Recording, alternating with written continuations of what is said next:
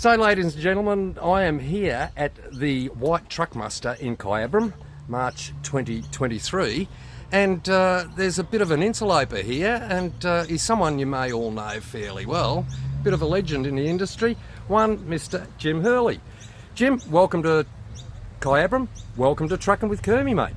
Thanks, Kermy. Good. Nice to meet you. And you. Now, I got to ask, you're a Kenworth man, Very much so. as the world knows, and you're at a White Muster. Why would that be? Well, in 1922, my old grandfather sold his bullock team and he bought a solid tired white truck, the same as this one here.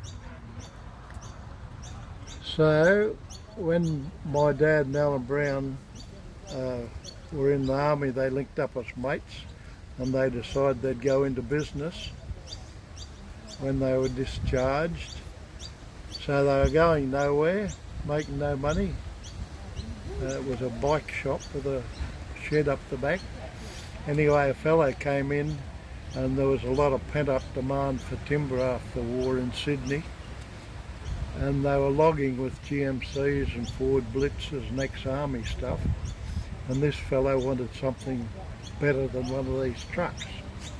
So, because my grandfather had a white truck, my dad sourced him a white truck. So we went on and we sold 154 whites in the early days. And then a fellow by the name of Murray Point, or Maury Point it might have been, was importing whites into Australia at that stage. Mm-hmm. And he imported two auto cars, one with a 250 Cummins and one with a 671 GM. And my dad heard about them and he went down and had a look at them, and he went to Sydney and begged this Maury Point to bring in some more of these trucks. So he went to the US, and the US people convinced him that gasoline engines were the way of the future. Did he indeed? So they Good salesman. So they bought in a heap of these 28 whites, had a big petrol engine in them. Mm-hmm. Used to do about 3.5 miles a gallon. And then a Leyland representative came along with had diesel engines the way my dad wanted to go, so we gave up Leylands and whites and started selling Leylands. So that's how I met the White Muster. But you couldn't come without a Kenworth as well, could you? No, well, of course we had to make sure they were going to get here, so we... Still a salesman. Love it. But you bought them here on a pretty special Kenworth. Yeah, well, that's got a story of its own. We were 75 years in business the year before last, and Kenworth, that's the 70,000th Kenworth that was built in Australia.